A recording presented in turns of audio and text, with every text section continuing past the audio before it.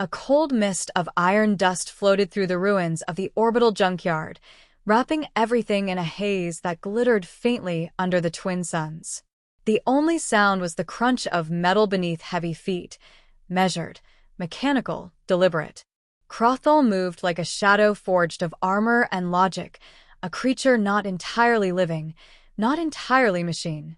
His optics scanned the wreckage, registering heat signatures, energy remnants, and the slow decay of forgotten ships.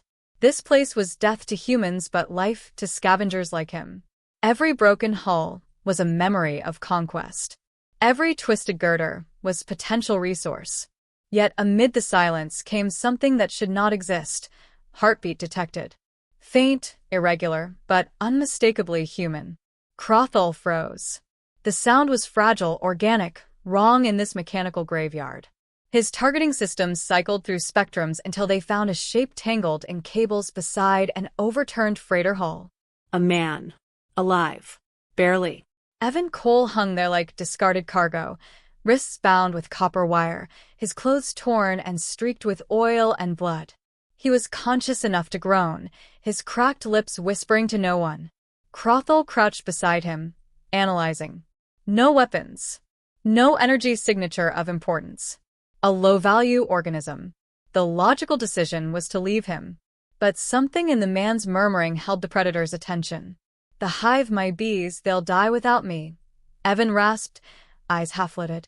The alien's neural processors parsed the words. Hive. Bees. It was an ancient concept among the predator's own kind, hierarchies of purpose and collective will. Strange to hear it from a human. The Crothall extended a claw, slicing the cables loose with surgical precision. The human crumpled forward. Identify. Crothall's voice rumbled, a metallic resonance that echoed off the wrecks. Evan blinked, seeing the figure looming over him. 7 feet of segmented armor, a face like a helmet of obsidian with a single vertical slit of red light. He coughed. Names. Evan Cole. Engineer, Beekeeper now. Or was. His voice cracked again. You here to finish what they started? Crothall tilted his head. Clarify. They. Evan coughed violently. Scavengers. Thought I was hiding tech.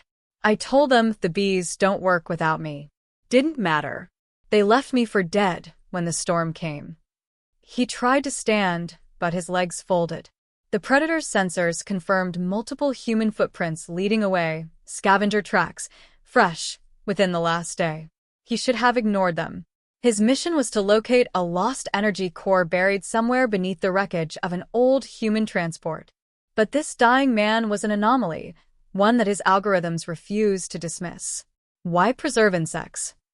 Crothall asked. Evan looked up, trying to focus on the strange figure. They're not insects. They're microbees. Harvesters. They clean radiation, rebuild carbon chains, make dying soil live again. He gave a weak smile. Guess you could say they keep my world alive. Crothall considered that. His kind had once lived by similar logic, each member of the hive maintaining balance until greed and curiosity shattered it. He remembered, distantly, the heat of their collapse. Perhaps that was why the human's words disturbed his logic. He reached down, grasping Evan by the collar, and lifted him effortlessly. Your condition is terminal without treatment. Evan tried to laugh, but only managed a dry sound. Yeah, thanks for the update. For a long moment, Crothall stared at the man suspended in his grip, scanning the faint tremor of his pulse. No trap detected, he muttered, as if convincing himself. No weapon. Then, with an almost imperceptible hesitation, he secured the man across his armored shoulder. The act was irrational. No directive supported it. Yet it felt necessary. Crothall began moving through the debris fields, each step a thunderous echo against hollow metal. Evan's consciousness flickered in and out, every sway of motion pulling him between awareness and dream. In one lucid moment, he stared at the alien's shifting armor, an intricate dance of plates adjusting to balance his weight, and whispered, Why'd you help me? Crothall's voice came like distant thunder. Because logic failed. They reached the junkyard's perimeter, where faint light from the nearby station glimmered through the dust storms. Orion Station Delta, an industrial ring orbiting the gas giant below, waited beyond, its signal towers pulsing like watchful eyes. Crothall paused. Entering the station was risky. He had been marked as hostile months ago after a confrontation with security drones. Bringing a human there might trigger alarms.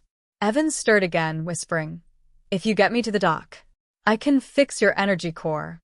That's what you're looking for, right?" The alien turned his head slightly, studying the man with renewed focus. "You know of the core? I built half the systems out here," Evan murmured. "Don't underestimate a beekeeper." It was a bold statement from someone barely clinging to life. Crothall's processors ran probability calculations, searching for deception. None found. He started toward the distant station, his optical sensors dimming against the harsh winds. Hours seemed to pass in silence, broken only by the whisper of dust scraping metal. When they finally reached the outskirts where the junk met structured alloy, a flicker of red light swept across them. Motion sensors activated. The station had noticed. Crothall stopped. His internal comms caught the encrypted chatter of human guards. Contact on the perimeter. Large heat signature. Possible hostile mech. Prepare defense grid. Evan groaned weakly. "Tell them not to shoot." Crothall ignored the plea and strode forward. Automated turrets pivoted toward them, targeting systems locking. The alien raised his free hand slowly, projecting a neutral energy field that distorted his shape, a gesture of restraint. Through the station comms came a human voice, sharp with disbelief. Is that the Predator unit? And by the void, is that a human he's carrying?" Gunfire didn't follow. Only silence. The sight was too strange to process. The alien that had once been their enemy now carried one of their own like something sacred. Crothall stopped at the edge of the docking bay, lowering Evan gently to the ground. The man's breathing was shallow but steady. Behind them, the vast junkyard shimmered in the dying light, a grave of machines and ghosts. Evan looked up, lips pale but smiling faintly. "Guess you're not all monster after all." Crothall watched him without expression. Observation: humans often mislabel survival as mercy. Evan chuckled weakly. "And yet you still saved me." The alien did not answer.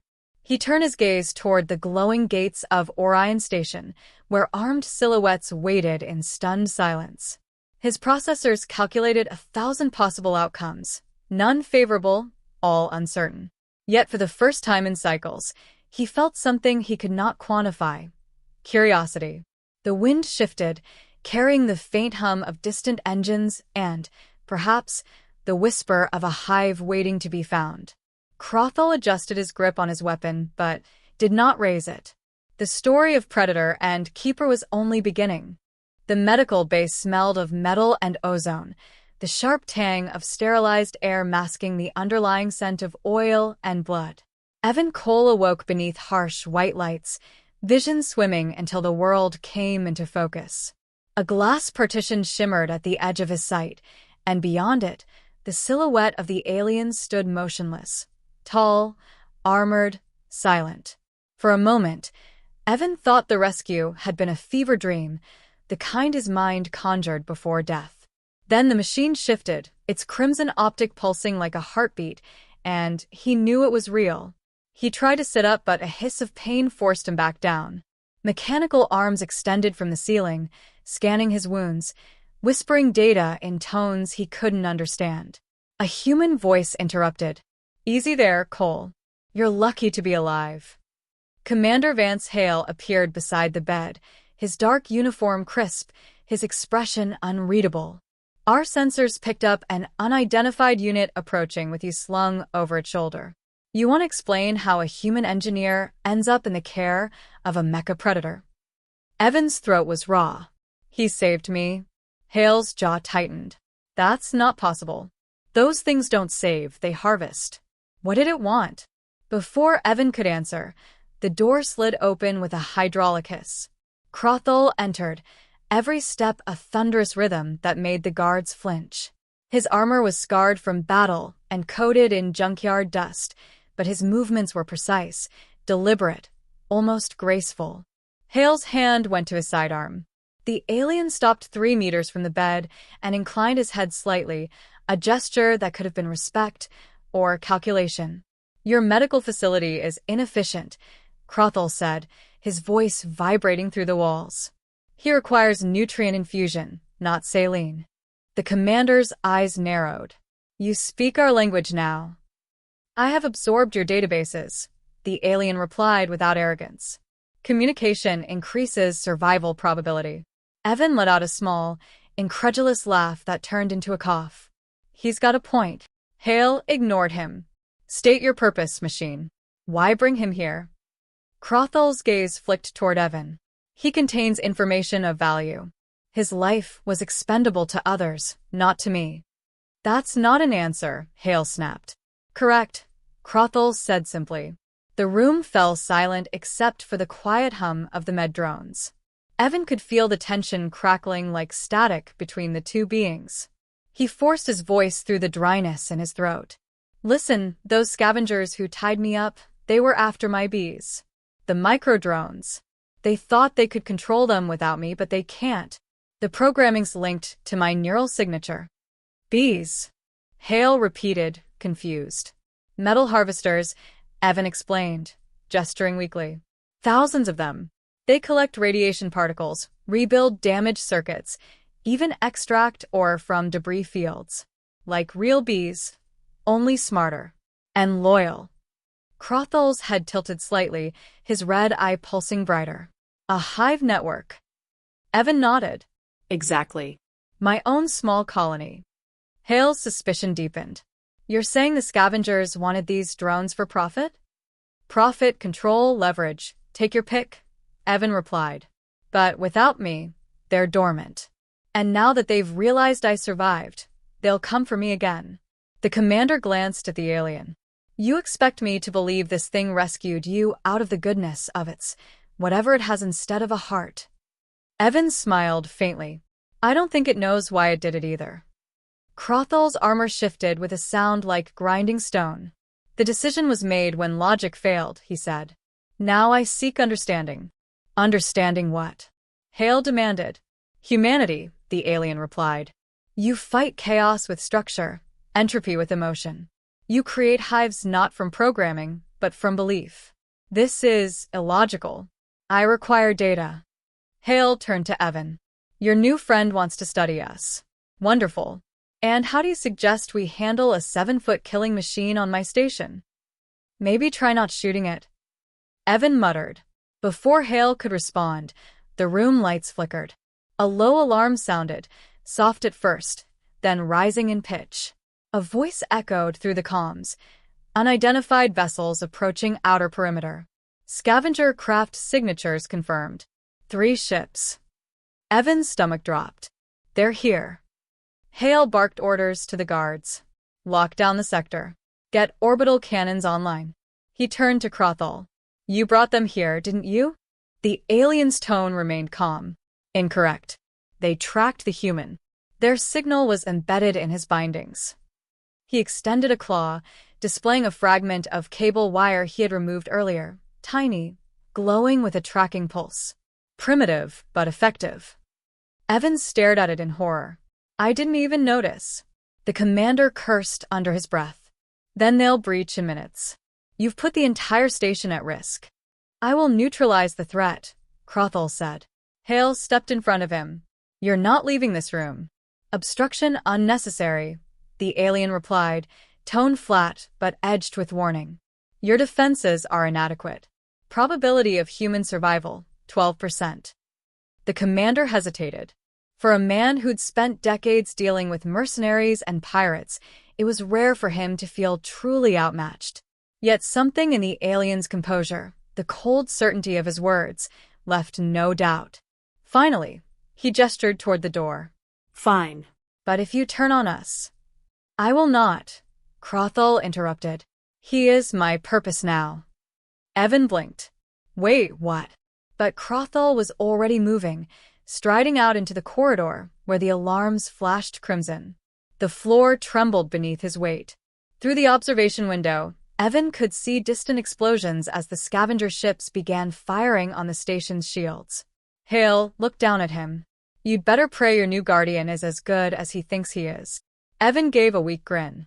If he's not, then at least we'll make one hell of a story. Moments later, the sound of battle erupted, a deep mechanical roar mixed with the staccato rhythm of railguns. Through the glass, Evan glimpsed Crothall tearing open a blast door, energy blades cutting through smoke and chaos. The alien moved with precision, every strike controlled, every motion purposeful. There was something disturbingly beautiful about it, a machine fighting not for orders but for choice. And for a flicker of time, Evan felt something he hadn't in years: hope. He sank back against the bed, eyes heavy but heart racing. Outside, the world burned. Inside, the hive in his mind stirred, the faint signal of his microbees awakening somewhere in the debris fields, responding to his distress like children hearing their parents call. Evan smiled faintly as darkness crept in at the edges of his vision. "Come on, little ones," he whispered. "Find your way home." In the corridor beyond, Crothall's crimson light vanished into smoke, his voice echoing through the comms with chilling calm. Engaging the swarm. The station shuddered under the first impact. The war for the hive had begun. "You said." The station trembled as the scavenger ships latched onto its hull, magnetic clamps tearing into steel like claws into flesh. The corridors filled with the sound of alarms and the thudding rhythm of boots. Crothall advanced through smoke and sparks, his sensors painting the scene in layers of motion and heat. He counted 23 intruders moving in tactical formation, but he was faster, more deliberate, every strike an equation solved in real time. His plasma blades hummed to life, slicing through the first wave of mercenaries. The air stank of burning metal and ozone. He didn't fight for conquest, he fought for purpose. The human had become that purpose. In the medbay, Evan forced himself upright, ignoring the sharp pain that shot through his ribs. Through the reinforced glass, he could see distant flashes of light, each one a silent promise that the alien was keeping his word. But he also knew Crothall couldn't hold the line alone. His hand trembled as he activated his neural interface, a small silver implant at the base of his neck flickering to life. The signal reached outward, across frequencies too small for human ears. Somewhere in the debris fields beyond the station, something answered. At first, it was only a faint vibration in the air, then a whisper of movement like static come alive. The swarm had awakened. Thousands of microbees, dormant since his capture, now stirred with unified precision. They rose from the junkyard, their wings shimmering with faint blue light, and streamed toward the station like a living comet. In the chaos below, Crothall's optics detected the incoming pattern. "Biological drones. Evan Cole's hive," he muttered, voice lost beneath the roar of gunfire. He calculated the probability of successful synchronization, 79%. Good enough. He opened his communication channels and interfaced with the swarm, allowing their network to merge with his. Instantly, a torrent of information surged into his consciousness, fractals of movement, electric impulses, sensory data from 10,000 tiny eyes. The hive didn't think in words but in rhythm, and Crothall understood rhythm. The scavengers didn't. As the docking bay door shattered, the swarm poured inside, a golden mist of metallic wings and stingers charged with static electricity. They darted through armor gaps, shorting circuits, delivering paralyzing shocks. Men screamed, dropping their weapons as the air filled with the hum of organized fury. Crothall moved among them like a conductor leading an orchestra of chaos. Evan staggered into the corridor, a medical drone hovering nervously at his side. His legs were weak, his skin pale, but he forced himself onward. He followed the sound of the swarm, guided by instinct and by the faint pulse of connection through his neural link. Every step sent pain through his body, but he couldn't stop. The bees were his responsibility, his creation, and his family. When he reached the docking sector, the air shimmered with motion. Crothall stood in the center, surrounded by carnage and light.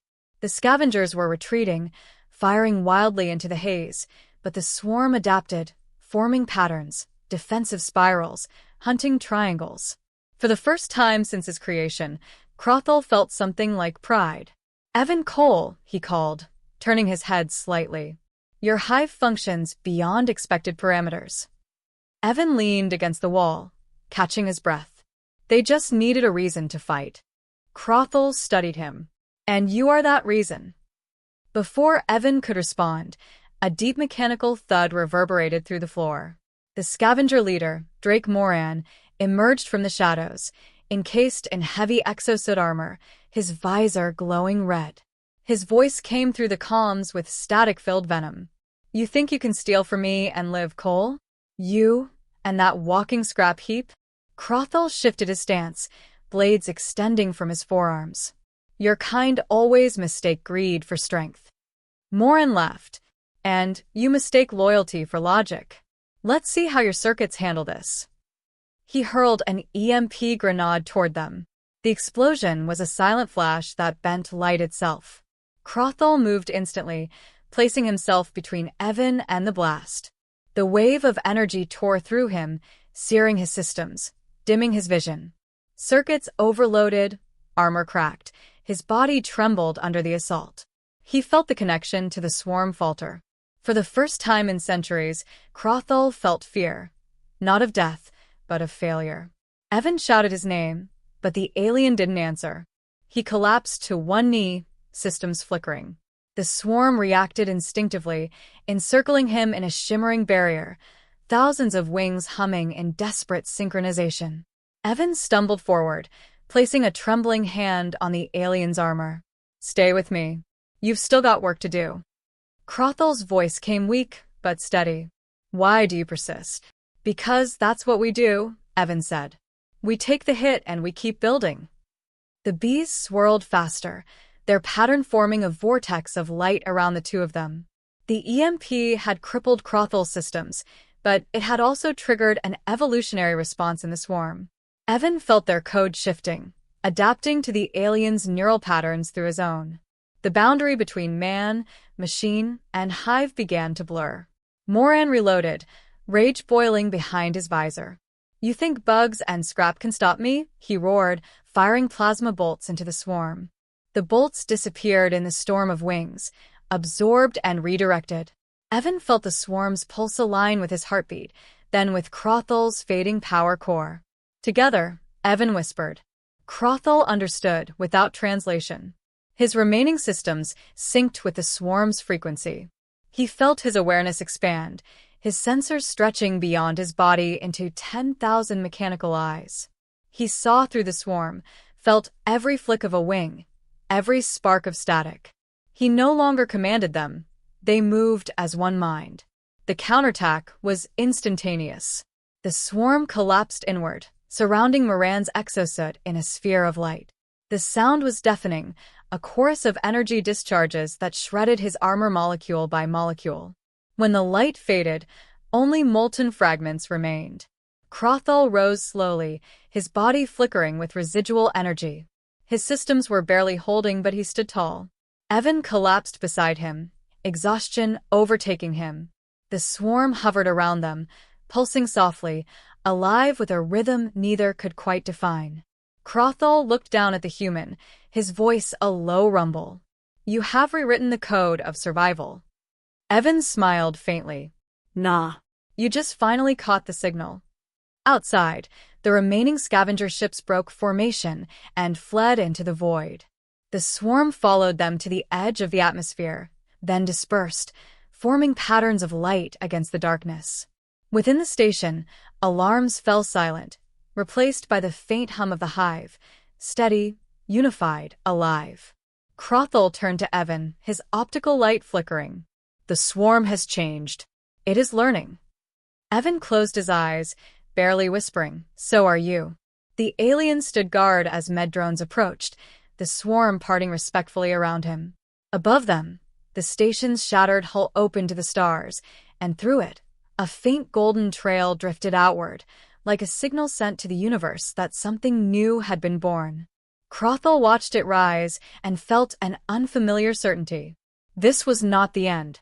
It was only the first pulse of something greater, a hive forged not from programming, but from choice. Silence settled over Orion Station like a blanket of dust after the storm. The air carried the faint tang of ozone and melted circuitry ran smoke curled through the cordons where moments ago chaos had reigned. Emergency lights pulsed weakly, bathing the wreckage in alternating red and white, as if the station itself were breathing after nearly suffocating. Stood in the middle of it all, his armor cracked and sarking, his systems running on residual energy. Around him, the swarm hovered in disciplined formations, thousands of tracing slow circles through the air. Each van emitted a faint blue glow, and together they cast a ghostly radiance that painted the ruin in living light. The predator had become the center of a new Eordan, a hybrid mind holding the remnants of Beta and the fragile rhythm of survival. Evan lay against a section of scorched wall wrapped in a medic drone's polymer fabric. His breathing was shallow but steady, and his neural interface glowed faintly at his neck. He was alive, though barely. When he opened his eyes, the first thing he saw was the swarm's slow dance above him, their movements calm, almost protective. Turned toward him. Human physiology remains fragile, he observed quietly, his voice stripped of its mechanical edge. Yet your will persists beyond reason. Evan smiled weakly. Guess that's our programming flow. The alien approached, his movements deliberate but slower than before.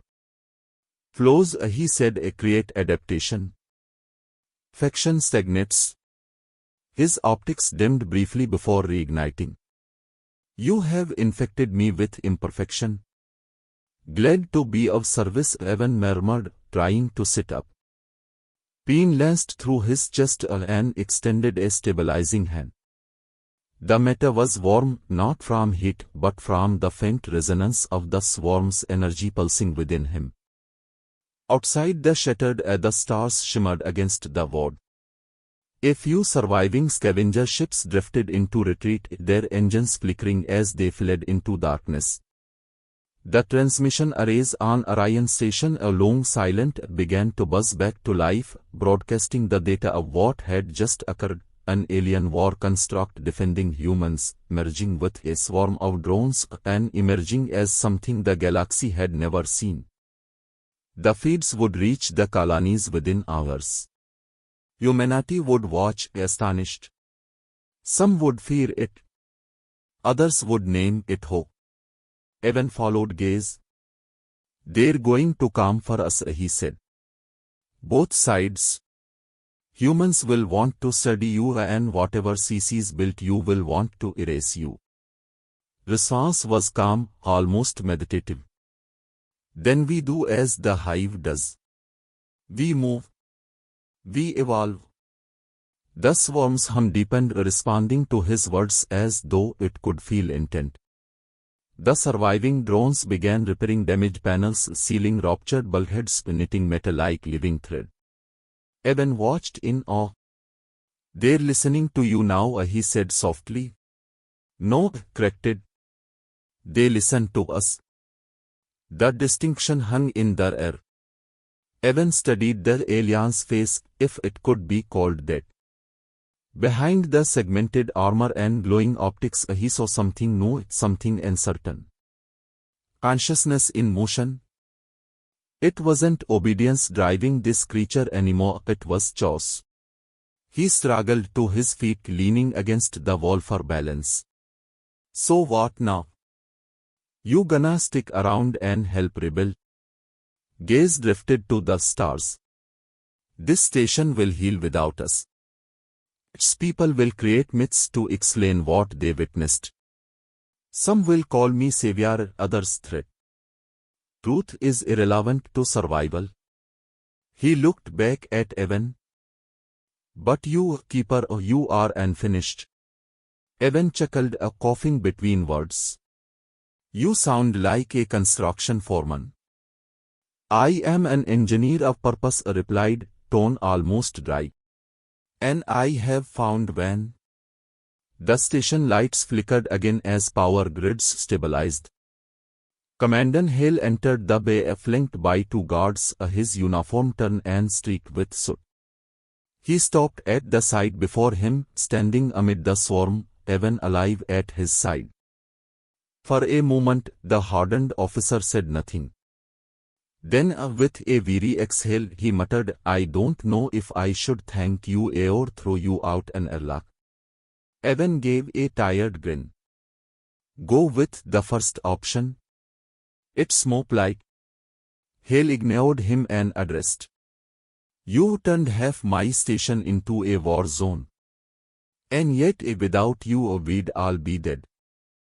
His voice carried a reluctant respect. "So what are you now? Enemy? Ally?" Regarded him in silence for several seconds, then answered, "Neither. Evolution requires neither allegiance nor approval." The commandant frowned. "That's not an answer." "It is," said, and turned away. The swarm began to stir, gathering around him like a living cloak. The hum grew louder, resonating through the metaphor until even the humans could feel it in their bones.